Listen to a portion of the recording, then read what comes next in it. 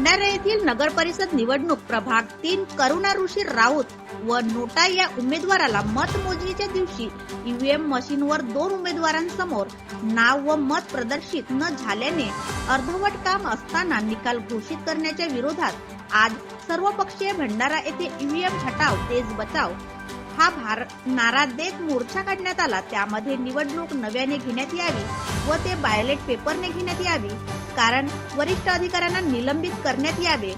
येणाऱ्या निवडणुका बायलेट पेपरने घेण्यात याव्या या मागणीला धरून दसरा मैदान येथून बस स्टॉप मार्ग गांधी चौक त्रिमूर्ती चौकामध्ये येऊन सभेमध्ये रूपांतर झाले। सर्व नेत्यांचे मार्गदर्शन झाले। 12 तारखेपर्यंत अधिकाऱ्यांना निलंबित न केल्यास मोठ्या स्वरूपाचा मोर्चा पुन्हा काढण्यात येईल असा इशारा देण्यात आला। या मोर्चाला शरद पवार, राष्ट्रवादी काँग्रेसचे नेते चरण वाघमारे, आमदार भोंडे, माजी मंत्री नाना पंचबुद्धे, काँग्रेसचे मोहन पंचभाई, वंचित बहुजन आघाडीचे शेषराव रामटेके, डीजी रंगारी, त्यामुळे पार्टीचे युवराज उके, इतर सर्व पक्षाचे नेते मंडळी या प्रसंगी उपस्थित।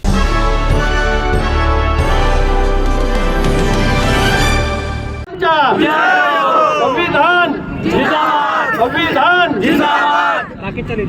या मोर्चाला उपस्थित आपले माजी मंत्री आदरणीय नानाभाऊ पंचबुद्धेजी, आपले आमदार नरेंद्रभाऊ पुंडेकरजी, सगळ्या पक्षाचे या ठिकाणी जिल्हा अध्यक्ष उपस्थित आहेत। आपले भारतीय राष्ट्रीय काँग्रेसचे अध्यक्ष मोहनभाऊ पंचभाई, उपाटाचे अध्यक्ष संजयजी रेपाळे, ॲडव्होकेट विनय मोहनजी पशिने, शिवकुमारजी गणवीर, युवराजजी उके, आपल्या जयश्रीताई बोरकर, आपले चंचलजी साळवे, आपले सुभाषजी बेगडे, अश्विनीताई भोंडेकर आणि इथे उपस्थित झालेले या भंडारा शहरातील सगळे हारलेले उमेदवार सर्व पक्षाचे, आपल्या राष्ट्रवादी काँग्रेस अजित पवार गटाच्या नगराध्यक्ष पदाच्या उमेदवार सुषमाताई सुनीलजी साखरकर आणि उपस्थित सगळे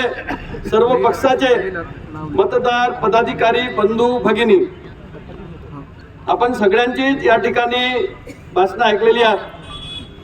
2013चा भावनी संदर्भ दिला, पण 2014ला मोदीजी या देशाचे पंतप्रधान झाले त्यापूर्वी त्यांनीच ईव्हीएम बदलून बायलॉट पेपरवर निवडणुका झाल्या पाहिजे याची मागणी केली होती।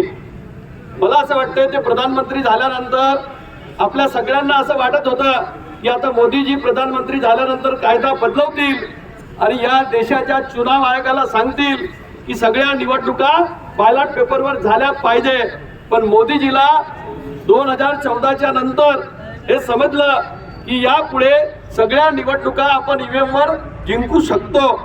आतापर्यंत बिहारच्या निवडणुकीत काही पुरावे सापडले, त्याला काही लोकांनी चॅलेंज करण्याचा प्रयत्न केला।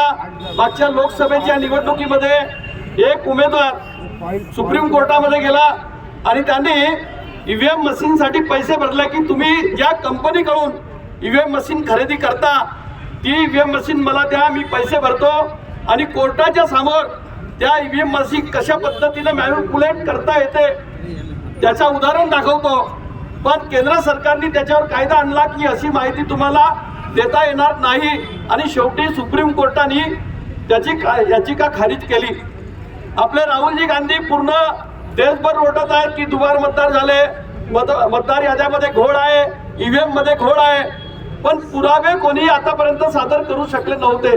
जे भंडाऱ्याच्या निवडणुकीमध्ये प्रभाग 3 मध्ये मतदान करते वेळी करुणा राऊत यांचं नाव होता, नोटाचं नाव होता, मागपोल झाला तेव्हा त्यांच्यावर पट्टा दबल्या, त्याच्या फोटो व्हायरल झाल्या, पण मतमोजणीच्या वेळी त्यांचं नाव गायब झाल्याच्या उघडकीस आल्यानं म्हणजे चोरी करणाऱ्यांनी चोरी केली पण पुरावे सोडून गेल्यामुळे मशीनमध्ये जो घोळ झाला तो उघडकीस आलेला आहे आणि याला वाचा फोडण्यासाठी आपण सगळे लोक एकत्र आलेलो आहोत। हे काही भंडारा शहरात पुरावा सापडला म्हणून घोळ झाला अशातला भाग नाही, तर निवडणुकीच्या पूर्वी, मतदानाच्या पूर्वी यांच्याजवळ यांचे किती लोक निवडून येतील हे आकडे कसे जाहीर होऊ शकतात हे सगळ्यांच्या मनात शंका आहे।